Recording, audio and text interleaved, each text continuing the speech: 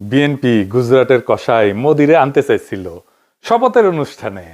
কি খায়েজ, আবার চালাকি করিছে। কইছে আমরা সার্কের সব রাষ্ট্রপ্রধানরে ডাকিছি, পাকিস্তানরেও ডাকিছি, মানে ব্যালেন্স করিচ্ছে পাকিস্তান ইন্ডিয়া। হ্যাঁ, মোদি যদি কাটাল রানীকে সঙ্গে করে নিয়ে আসলো নিহিনি, আমরা কেউ মাইন্ড করলাম না নি। একা একা মোদি আসলে ওই দিনই বিক্ষোভ দেওয়া শুরু হইতো তারেক রহমানের প্রধানমন্ত্রিত্ব। যাই হোক, এক দাবরানিতে তামিছে খায়েশ। মোদিরও স্বাদ মিটিল না, বিএনপির আশা পড়িল না। হ্যাঁ, ওই গাইড ধরবি এখন, মোদির স্বাদ না মিটিল, বিএনপির আশা না পুরিল, সকলই ফুরায়ে যায় মা। এই ইলেকশন যে সুষ্ঠু হয় নাই, এটা আজকের টিআইবির জরিপে প্রকাশ হয়েছে। মানে 70টা আসনের মধ্যে 21% আসনের ক্ষেত্রে এক বা একাধিক জাল ভোট হয়েছে। ঠিক আছে, এক বা একেবারে জাল ভোট হয়েছে। আপনারা এইভাবে বুঝতে পারেন, ন্যূনতম একবার জাল ভোট হয়েছে, একবার। ন্যূনতম যখন বলছি তখন একাধিক হতে পারে, দুটো হতে পারে। ভোটের আগে বাক্স ভরা হয়েছে হাসিনার মতো, জাল ভোট দেওয়া হয়েছে হাসিনার মতো, আবার ভোটারদের আসতে ভয় ভীতি দেখানো হয়েছে হাসিনার মতো। হাসিনার আমলের চাইতে কম হয়েছে, এটা ঠিক, কিন্তু সংখ্যাটা তো কম না হয়েছে। তো তাহলে লাভ হইলো কি? ঘুরে মাগুর চ্যাং এই ইলেকশনে কেমনি ইঞ্জিনিয়ারিং করাইতে পারে সেটা নিয়ে আদিয়াটা প্রেডিকশন দিছিল। সেটা শুনে নিয়ে আগে খুব স্পষ্টভাবে সহজ ভাষায় বলেছিল, নির্বাচনে সরাসরি বুথ দখল না কইরাও ভিন্ন কৌশলে ফলাফল পাল্টে দেওয়া সম্ভব। খুব সাধারণভাবে বলা। আগে শুনেন কি কইছিল হাদি।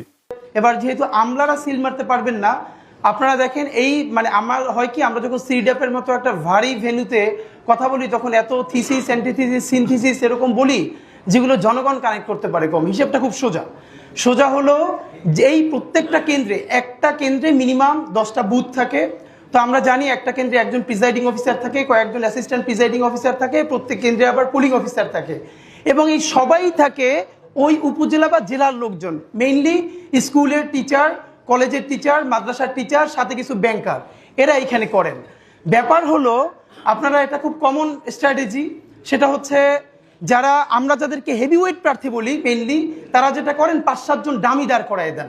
ডামি প্রার্থী দাঁড় করাই দিলে হয় কি, তার নামে প্রত্যেক প্রার্থীর নামে আবার পুলিং এজেন্ট দেওয়া যায়, মানে তার নামে এজেন্ট দেওয়া যায়। তো ধরেন আমি নিজেও যেহেতু একজন প্রার্থী, তো আমি প্রার্থী হিসেবে আমার কেন্দ্রে প্রত্যেক জায়গায় আমি একজন করে এজেন্ট দিতে পারবো প্রত্যেকটা বুথে। তো আমার এগেনস্টে যিনি আছেন তিনি যদি আরো 5 জনকে দাঁড় করাই দেন এবং 5 জনের এগেনস্টে আরো 5 জন সে এখানে এজেন্ট দিবেন, তারপরে যেটা হবে পুরো বুথের মধ্যে 10 জনের মধ্যে দেখা যাবে 8 জন বনাম আমার একজন। তো আমার একজন তো সে কুলাই উঠতে পারবে না। এরপর ওইখানে সরকারি যে কর্মকর্তা থাকবে সে তো স্কুল টিচার ভাই, সে তো আসমান থেকে নাজিল হয় না, সে ওখানে আসছে একদিনে চাকরিটা করে হয়তো ওই দিন দায়িত্ব পালন করে 3-4 হাজার টাকা পাবে। এখন যেহেতু সেই ওই স্কুলে আবার চাকরি করা লাগবে, তার কোনো শক্তি নাই ওইখানে যারা দখল করতেছে তাদেরকে বাধা দেয়া, কারণ সে স্কুলেও ফিরতে পারবে না, কলেজেও ফিরতে পারবে না। শুনিছেন তো? নির্বাচন কমিশন এটা শুনে নাই, শুনিছে, করে নাই কেন? নির্বাচন কমিশনের উচিত ছিল না এটা আমলে নেওয়া, আমলে নিয়ে ব্যবস্থা নেওয়া, সেটা হয় নাই।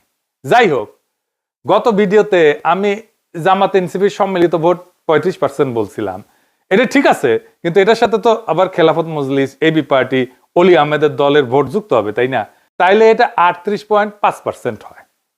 এটা আমাদের জোটের ভোট, এটা হেলাফেলা করার সংখ্যা না। তার মানে আমরা ভোট পাইছি 38.5% আর বিএনপি 51%, তফাৎ 12%। আমাদের এই 38.5%টাকে আমাদের 45%-এ নিয়ে যেতে হবে। এখন প্রশ্ন হইতেছে কেমনে? আমরা যে 38.5% ভোট পাইছি এটা কোনো ছোট বিষয় না, কিন্তু একটা দেশে এত বড় সমর্থন একদিনে তৈরি হয় না। শুধু আমাদের ভোট বাড়ালেই চলবে না, আমাদের ভোট রক্ষা করতে হবে। এর জন্য একটা সমন্বিত একটা পরিকল্পনা লাগবে। পুরা পরিকল্পনা এক এপিসোডে দেওয়া যাবে না। তাও আজকে কিছু গুরুত্বপূর্ণ কৌশলের কথা আলাপ করব। আমি আগে মেলা স্ট্র্যাটেজি গলে কয়ে দিছি জামাত এনসিপি রে, কয়টা নিচে আপনারাই জানেন। আমি একটা এক্সাম্পল দিই। আমি কইছিলাম পাড়ায় মহল্লায় চাঁদাবাজি প্রতিরোধ কমিটি তৈরি করতে। এটা করলে বিএনপির বাইরে সব শক্তিকে পাড়া মহল্লা লেভেলে অর্গানাইজ করে ফেলা যেত, তাদের একটা পলিটিক্যাল কাজ দেওয়া যেত, যেটা সামাজিকভাবে গুরুত্বপূর্ণ, রাজনৈতিকভাবেও গুরুত্বপূর্ণ। ইউনিটিটা স্ট্রং হইতো। তারা জানতো কে কোথায় চাঁদাবাজি করে, তারা জানতো কার কোথায় শক্তি, তাদের নিজেদের কোথায় শক্তি। এটাই নির্বাচনী ইউনিট হিসেবে কাজ করতে পারতো। পাত্তাই দেয় নাই, কানেও তুলে নাই। চাঁদাবাজিকে একটা ন্যাশনাল পলিটিক্যাল ইস্যু বানায় ফেলা যাইতো, করে নাই। হ্যাঁ, করেন না, কিন্তু আমি তারপরেও কয়া যাই, কারণ হইতেছে কি যে এটা তো অনেকে শুনবে, জানবে যে এটা একটা পথ ছিল, রাস্তা ছিল। অনেকে কইতে পারেন আপনি কয়া দিতেছেন কেন, সবাই তো জানা যাবে স্ট্র্যাটেজি, সবাই জানা গেলেও অসুবিধা নাই। আমি এমন ভাবেই বলি স্ট্র্যাটেজি, আমার তো কোনো গোপন স্ট্র্যাটেজি নাই, আমি তো কোনো দল করি না যে দলের ফোরামে যায় কইব। আর এইভাবে বলা ছাড়া সেই জন্য আমার কোনো উপায়ও নাই। আর যে কৌশলে বলবো তা চাইলেও প্রতিপক্ষ ব্যবহার করতে পারবে না। মানে আমি যদি বলি আমি একটা ম্যান্ডোলিন বেজে ভোট চামু, এটা সবাই পারবি? হ্যাঁ পারবি না। হ্যাঁ, আমি যে এককালে ম্যান্ডোলিন বাজালাম তা জানেন না, জানেন না? ও তাই নাকি? আচ্ছা দেখেন,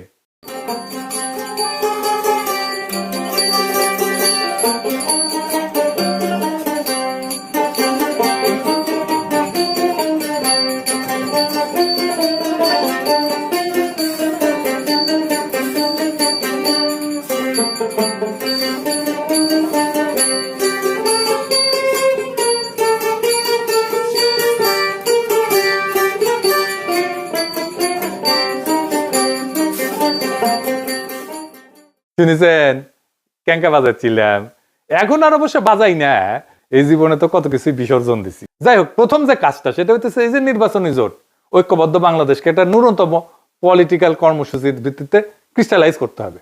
এর ভিত্তি হবে জুলাই বিপ্লব, 2 নাম্বার ফ্যাসিবাদ বিরোধী, 3 নাম্বার আধিপত্যবাদ বিরোধী।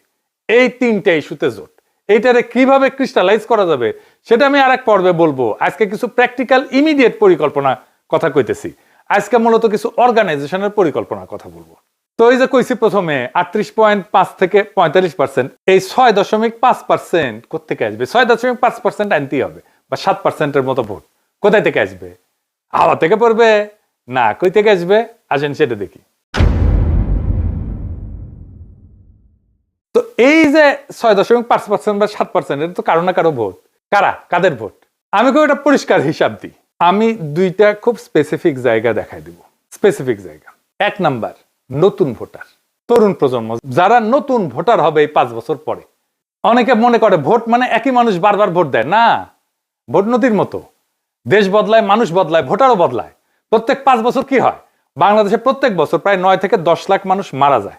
তার মানে ভোটটা আজকে যারা ভোট দিয়ে গেছে তার মধ্যে 50 লাখ মানুষ সামনের নির্বাচনে ভোট দিতে পারবে না। 5 বছরে প্রায় 50 লাখ মানুষ সামনের নির্বাচনে ভোট দিতে পারবে না। এই মানুষগুলো বড় অংশই বয়স্ক ভোটার। একই সময় নতুন ভোটার তালিকায় ঢোকে, কিছু ভোটার বাইরে যায়, মারা যায়, কিছু নতুন ভোটার তালিকায় ঢোকে। প্রায় 45 থেকে 65 লাখ তরুণ, কারণ আমাদের মৃত্যুর হার হচ্ছে জন্মহার বেশি। তার মানে কি দাঁড়াইলো, 5 বছরে প্রায় 50 লাখ পুরনো ভোটার কমে যাবে, আর 50 থেকে 60 লাখ নতুন ভোটার ঢুকে পড়বে।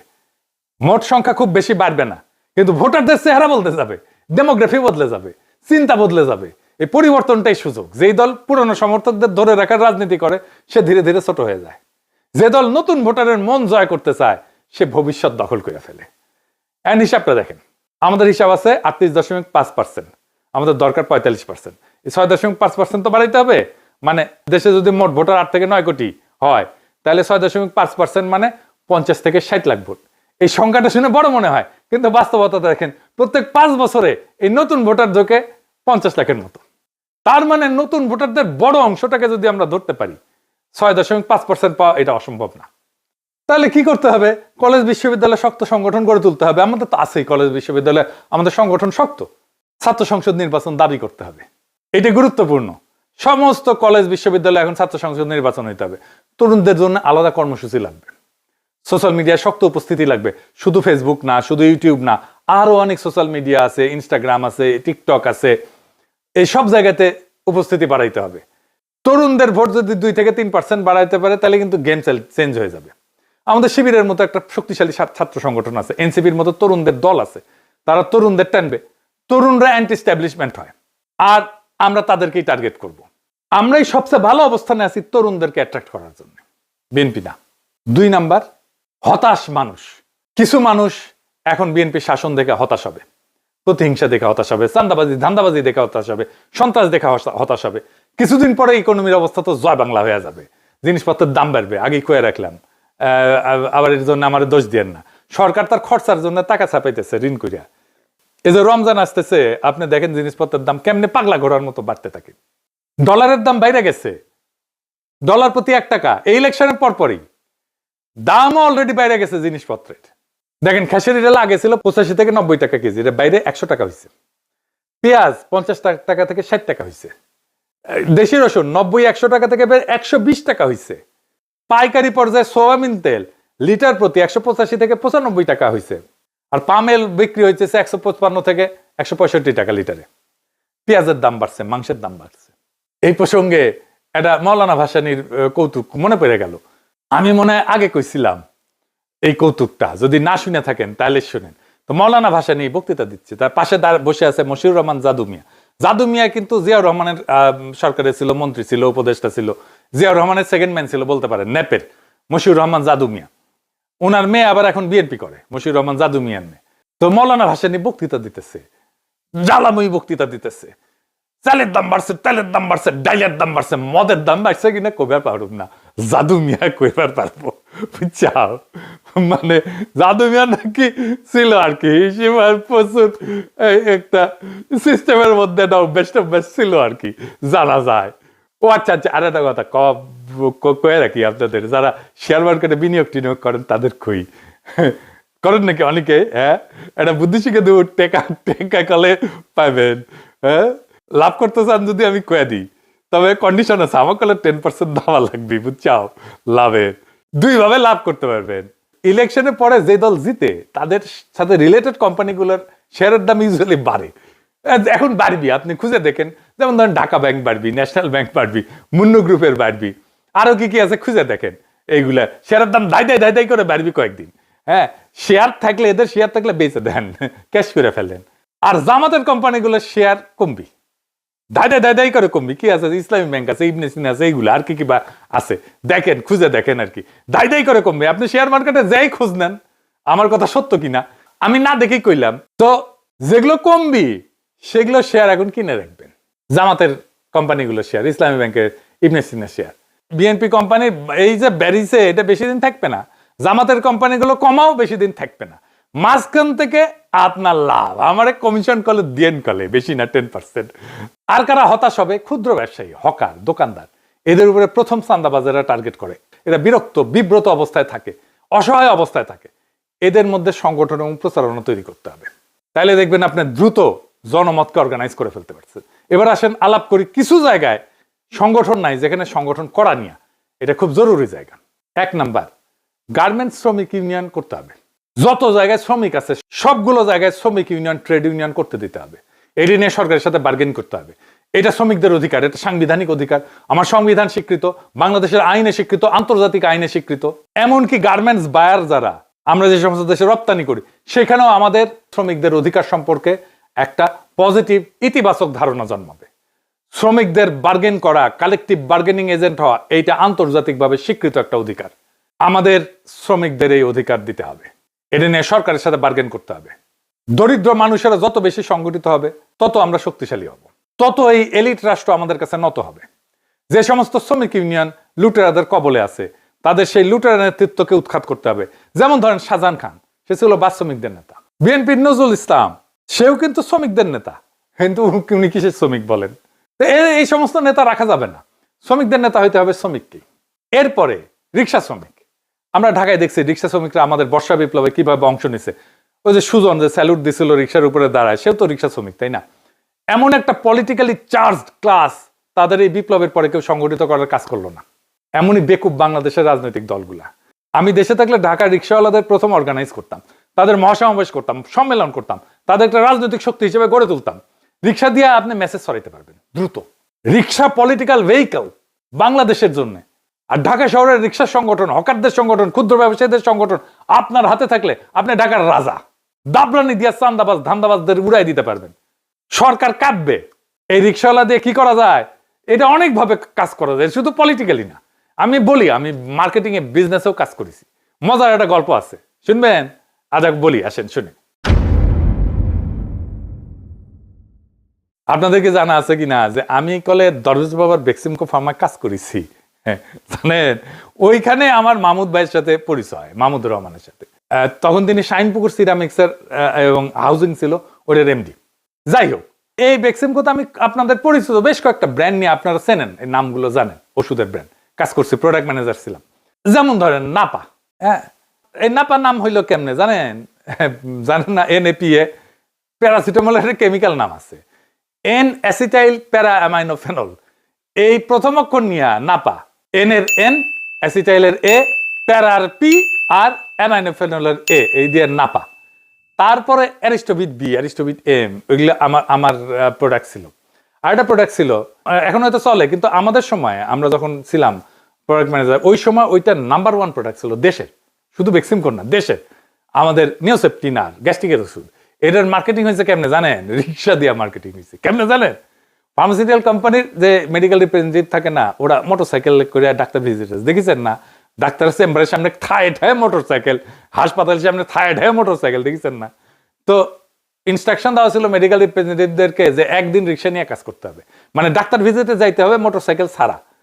আগে কলে দিন চুক্তিতে রিক্সা পাওয়া যেত, কিন্তু ওই সময় আমরা শর্ত দিছিলাম যে দিন চুক্তিতে রিক্সা যাওয়া যাবে না, সারাদিন আলাদা আলাদা রিক্সা নিতে হবে। রিক্সায় উঠা রিক্সাওয়ালার সাথে আলাপ জুড়তে হবে, কই খায়, কোথায় থাকে, কোথায় কোথায় যায়, খায় কোথায়, কখন খায়। তো আমাদের তো জাতীয় অসুখ 3টা, জানেন তো? জানেন না? 3টা জাতীয় অসুখ, গ্যাস্ট্রিক, আমাশা, কুরকুরানি। তো আলাপ শুরু করার পরে তার যে গ্যাস্ট্রিকের সমস্যা সেটা বের হয়ে যেত।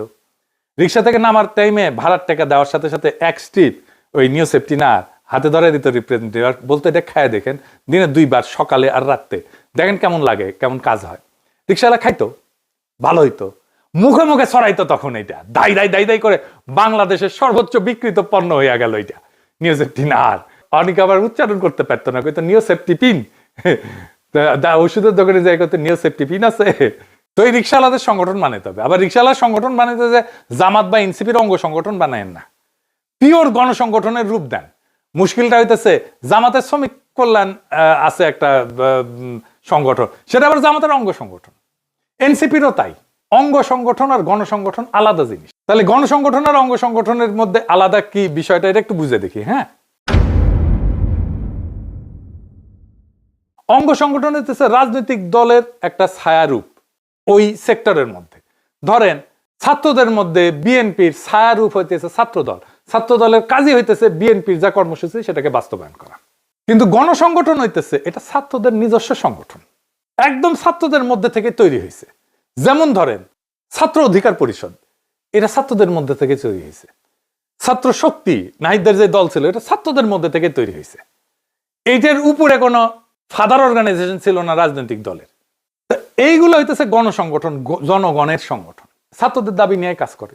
রাজনৈতিক দলের সাথে কথাবার্তা হইতে পারে, তার সাথে ঐক্য হইতে পারে, রাজনৈতিক দলের লোকেরা ওই গণসংগঠনের মধ্যে কাজ করতে পারে, কিন্তু ওইটা গণ হিসাবেই থাকবে। এটা এই দলের অঙ্গ সংগঠন না, রাজনৈতিক দলের অঙ্গ সংগঠন না, কারো পাঁচাটা সংগঠন না, তার নিজস্ব স্বাধীন সিদ্ধান্তে সে কাজ করে। এইভাবে রিক্সাওয়ালাদের সংগঠনকে জামাত বা এনসিপির অঙ্গ সংগঠন বানায় না, পিওর গণসংগঠনের রূপ দেন। সবাই কাজ করেন ওর মধ্যে, সবাই মিলে কাজ করেন, সবাই মিলে সংগঠনটা তৈরি করতে হেল্প করেন, কিন্তু আপনার ইডিওলজি, আপনার আদর্শ, আপনার রাজনৈতিক আদর্শ, আপনার রাজনীতি ওইটার উপরে চাপাই দিয়েন না। তাদের বাস্তব জীবনের সংকট নিয়ে তারা সংগঠিত হবে। যেমন ধরেন লাইসেন্সিং, রিক্সার গ্যারেজের ভাড়া, রিক্সা শ্রমিকদের জন্য পরিষ্কারভাবে আইন নাই, বাস্তবে কার্যকর হয় না। অনেক শ্রমিক রিক্সা কেনার জন্য উচ্চ সুদে ঋণ নিতে বাধ্য হয়, তাদেরকে সহজ শর্তে সুদমুক্ত ঋণের ব্যবস্থা করা। রিক্সা শ্রমিকের জন্য কোনো ধরনের সামাজিক নিরাপত্তা নাই, তাদের কোনো চিকিৎসার ফ্যাসিলিটি নাই। এইগুলোই হবে দাবি। এইবার নারী প্রশ্ন, নারী প্রশ্ন নিয়ে নির্বাচনের সময় আমাদের প্রতিপক্ষ আক্রমণ করে আমাদের নাস্তানাবুদ করতে চাইছে। জামাতের নারী সংগঠন সবচেয়ে বড়, তারা ইলেকশন টাইমে নারীদের যত বড় মিছিল করিছে দেখেছেন না? দেখেন দেখেন, না দেখে থাকলে দেখেন।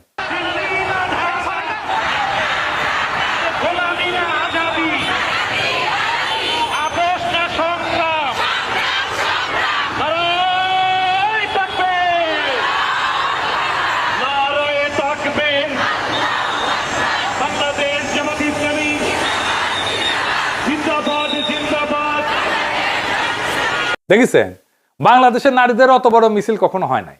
তাও হাতে গোনা কিছু তথাকথিত নারীবাদী, যাদের বাংলাদেশের মানুষ নারীবাদী বলে, তারা আমাদের দাবরানির উপরে রাখে। নারীবাদী কারা জানেন না? জানেন না? ও দেখেন না? আমি তো দেখেছিলাম। আবার দেখেন, এডিটর সাহেব দেখে দেন, গানটা না দেখে দেন, মিচিয়ে না দেখেন, বেশি দেখেন না। আমরা নারীবাদী কারণ আমরা খুশি হতে চাই, আমরা নারীবাদী, আমরা নারীবাদী কারণ আমরা সুখী হতে চাই, আমরা নারীবাদী, আমরা নারীবাদী কারণ আমাদের অন্য উপায় দেখেছেন, এরা হইতেছে নারীবাদী। তো এদের দাবরানি বন্ধ করতে হবে। বর্ষা বিপ্লবের নারীরা ফ্রন্ট লাইনে থেকে ফাইট করলো, আর তারাই বিপ্লবের পরে আড়ালে চলে গেল। এনসিপি তো ব্যাপক সংখ্যক নারী নেতৃত্ব আছে। গার্মেন্টসে আমাদের এত নারী কর্মী কাজ করে, অথচ বাংলাদেশে শক্তিশালী নারী সংগঠন নাই, বিশেষ করে দরিদ্র নারীদের সংগঠন নাই, সব এলিটদের সংগঠন। এটা আমাদের বড় ব্যর্থতা। আপনি দেখেন, কাজের বুয়া হিসাবে একটা বড় অংশের নারী কাজ করে। তাদের বেতন কি হবে, তাদের নিরাপত্তা কি হবে, তারা কোন পরিবেশে কাজ করবে, তাদের জন্য কথা বলার কেউ নাই। এটা আমাদের বড় ব্যর্থতা। আমাদের দ্রুতই নারী সংগঠন গড়ে তুলতে হবে, এবং দরিদ্র নারীদের সংগঠন, দক্ষিণ এশিয়ার সবচেয়ে বড় নারী সংগঠন আমরা গড়ে তুলতে পারি। আমাদের এখনই একটা জাতীয় নারী সমাবেশের নারী কনভেনশন করে জাতীয় নারী সংগঠন গড়ে তুলতে হবে। নারী নেতৃত্বকে প্রাতিষ্ঠানিক রূপ দিতে হবে, যেটা প্রো জুলাই, যেটা প্রো বাংলাদেশ, যেটা আগ্রাসন বিরোধী, যেটা ফ্যাসিবাদ বিরোধী, প্রো পোর, দরিদ্র বান্ধব। এটাকেও গণসংগঠনের রূপ দিতে হবে। কোন ইডিওলজিক্যাল বা রাজনৈতিক দলের অঙ্গ সংগঠন করা যাবে না। আজকে বললাম আমাদের সম্ভাব্য কৌশলের প্রথম পর্ব। এর পরের পর্বে আমাদের আরো গভীর সাংগঠনিক প্রস্তুতির বিষয়ে আলাপ করব। এরকম আমি 4টা এপিসোড করব, আজকে প্রথম এপিসোড। তো এই যে 38.5%, এটা কোনো শেষ না। 38.5% হলো শুরু। এই দেশে 38.5% মানুষ পরিবর্তন চাইছে।